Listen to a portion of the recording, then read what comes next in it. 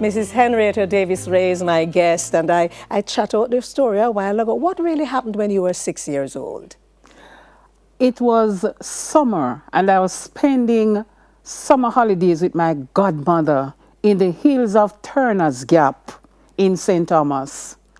And I had to go for water at the river before I go to summer school.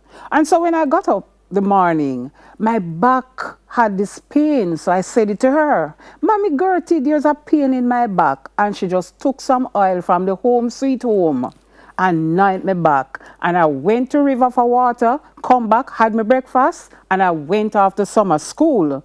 Now, summer school was like 3 miles away from home, which was at Bethesda Church, Bethesda Methodist Church.